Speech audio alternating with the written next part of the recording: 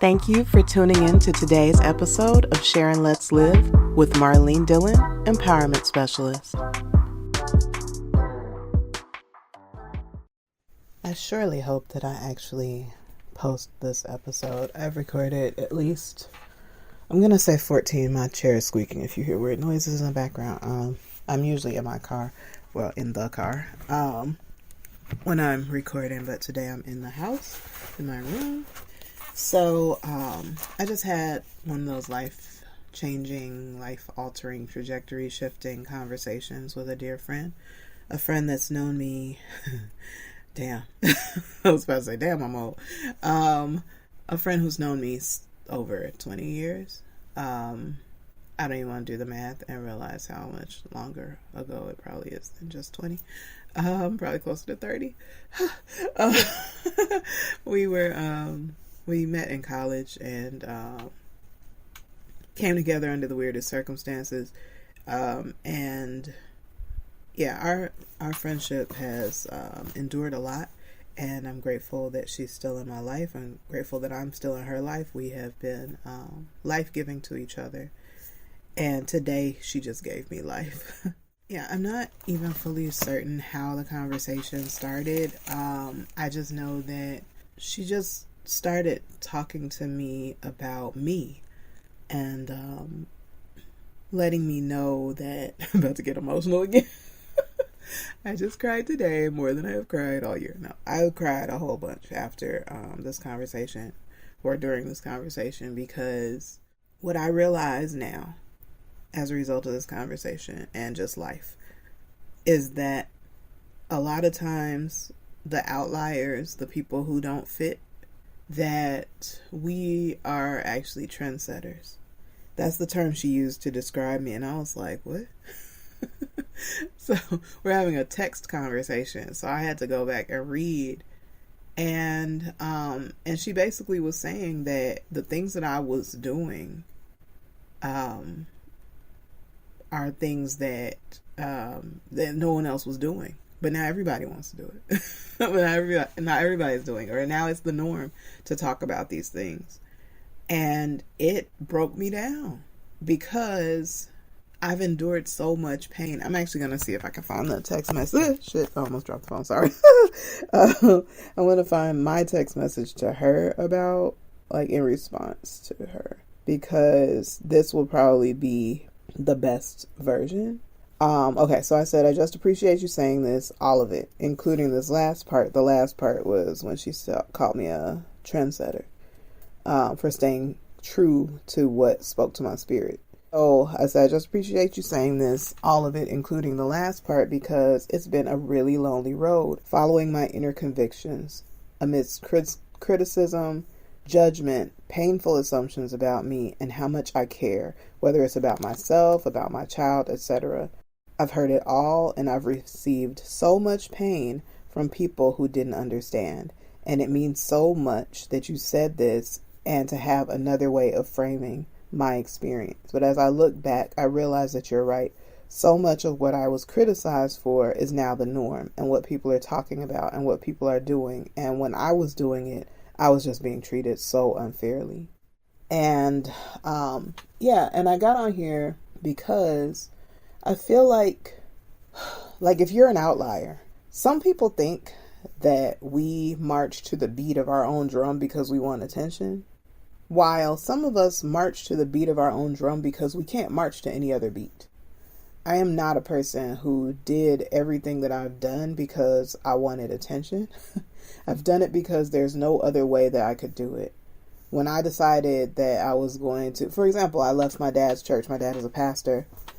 I served in the church. I created a children's church ministry where I was writing full lesson plans to teach the kids because I felt they weren't paying attention during service.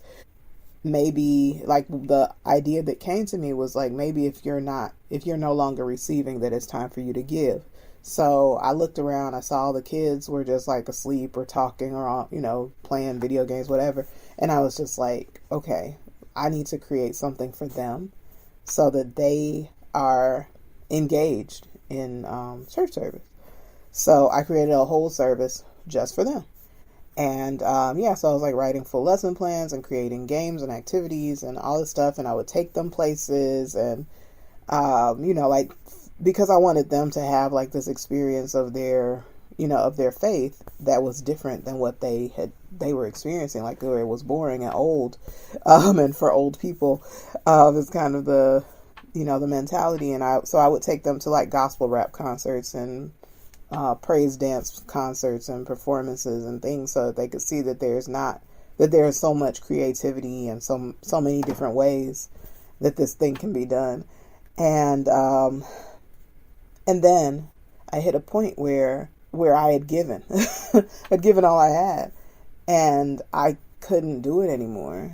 I am the kind of person who, like, there are people who will go to work and work at a job that they hate for 50 years until they get their pension. Hate it every day. I am not a person who can actually do that. I cannot physically or mentally do that. My body will literally shut down and not let me do it. I cannot walk into a building after I have reached that point. So I got to that point at my dad's church where I pulled up to the church and I couldn't get out of my car. Like, physically, my body would not let me get out of the car. And I just sat there. I don't remember if I cried or if I just sat there, like, trying to will myself to get out of the car. But prior to that Sunday, I had, I don't know how long I had been doing it at that point, but I would go to, there was a church called Fellowship in Chicago, and they had a 9:00 broadcast service where it was broadcast over the radio at 9 p.m. every Sunday, and it had been like that for decades. And a friend of mine invited me to attend that church service. And I went once. Now, keep in mind, I went to my own church that day, not this day, but that day. Went to my own church. The first time she invited me, I went to my church, served in my church, was there the full day, and then went home, got a little rest, got in my car, and then drove to this other church and went to their 9 p.m. service. And I didn't stop going. I started going every Sunday at 9 p.m. Eventually, I started to go, like during the week to Bible study and things like that. And that Sunday, when I pulled into the church parking lot at my dad's church and couldn't get out the car, it was like the idea hit me, like, you know what if I go to Fellowship today?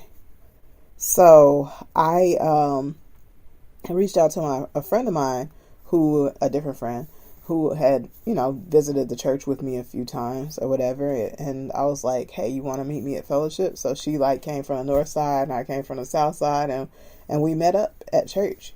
Now, the thing is that me and that friend we were on the phone the night before. We had a conversation. And when Pastor Jenkins was preaching, he was saying things that were in that conversation. And it wasn't like general stuff. It was very specific stuff. And me and her are looking at each other like, how the heck? What the? And it was in that moment that I was like, there's absolutely no way that I was supposed to be at my church, quote unquote, my dad's church, at this time, because the service and the sermon over here was for me. And it was at that point that I started to feel very pulled in the direction of going, starting to go to a different church. And it was hard because I was the youth ministry. It wasn't like there were other people working with me. It was me and only me. And if I stopped, then there was nobody. So, because I was the youngest person in the church other than the kids, it was like a huge gap. It was like people my parents' age, me, and then the kids. And that's the reason why I felt really out of place.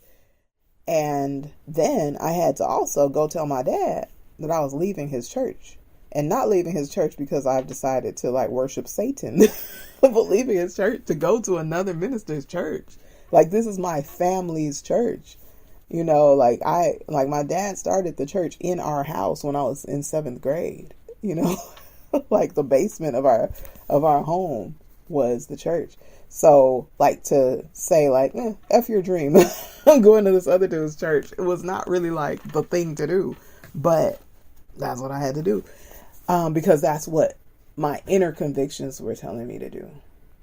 And over my lifetime, I've had to have these hard ass conversations. I've done things that other people just don't get. Like when I decided to, that I was done. I'm done being an employee. It's just not going to happen. I can't do it anymore. It was a thing where I just knew that I could not do it anymore. Like it wasn't like working is hard and I don't want to. It was like I cannot physically or mentally continue to work for someone else when I know that I have a calling on my life to do other things. I just have to figure out how to do these other things and make it profitable somehow, because I cannot be an employee any longer. Every job that I had, I was in a position where I was just like, what the fuck am I doing here? I actually, at one of the jobs that I had, I was having this conversation with some patrons, and like after an event, I was actually working at a like a theater, and not like movie theater, but like performance arts theater. And I was having this like really, like, I'm talking to these two women and they're like besties or whatever, and they like were out on the town doing their thing, and we're having this deep conversation, and I'm like, speaking life into them and empowering them, doing the stuff that I do here. And then I was like, oh, but let me let you all go before I lose my job. And the woman, one of them looked at me and she was like, you got to be kidding me. Like, this is not your only job. Like, you're way too intelligent for this to be your only job. And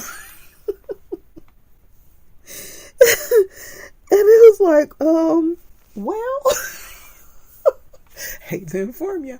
But it really is certain. But I believe I was working there, and I was working as like a receptionist at another place. But anyway, point is, how did we end up over there? I don't know. ADHD takes me where it takes me. So if you don't know, I have ADHD. So I drift. I take off ramps. My mind does it. And then I eventually find my way back on the road. So anyway, so I would do things that aligned with what made sense for me. I took a lot of, like, part of the reason I was working two jobs is because that's what you're supposed to do. Because all those years when I was like, I'm going to keep trying to build my business. I'm going to, everybody was like, you have a child. What are you doing? You're a horrible mother. How could you not get a job? You need to take care of your child and blah, blah. Like, she never went without. Like, I mean, I'm sure there were things she wanted, like an extra toy or something. But she didn't go without. She had clothes, food, shelter, and more toys than any Toys R Us. So, but at the same time, like, I followed what people said. They're like, because I didn't want to be a bad mother, and I didn't want to be all these negative things that they said about me. So then I got a regular job, but I hated it. And eventually that soul crushing, soul destroying place, or both of them, or just the idea that I knew I was more than that, and I had other things that I was meant to be doing, but I was stuck at work, or that my daughter needed me and I couldn't just not go to work. I had to like call other people, like I'm the staffing agent, like, hey, can you cover my shift? Like, that shit never made sense to me. Not my job. And they're like HR or something. I don't know. Somebody staffing needs to handle that. But I hated it. I always wanted to be an available mother. And like knowing that, like, if my daughter got sick, I couldn't just leave and go take care of her, or if she needed me, that I couldn't just drop and stop on a dime and go see what she needed. That was always a high priority for me. And eventually, like, there was that one last day where, I'm walking around fluffing pillows in these doctors' offices, because I couldn't leave without doing that first. Like, I had to clean their offices and fluff their pillows and balance the books. And I was just like, what the fuck am I doing? Like, I chopped that last pillow and was like, I'm not coming back. I can't do this. And I didn't, And it was that day, like as I was locking the door for the last time, I pulled that door closed and I said, I'm never going to be an employee another day in my life. And I haven't been. And I've taken so much, I don't know if flack is the right word, but I've taken so much abuse. And people feel, obligated to share their opinion. And I have been mistreated and talked about, and the subject, I'm making soup if you hear boiling and shit in the background. But yeah, I've taken so much criticism.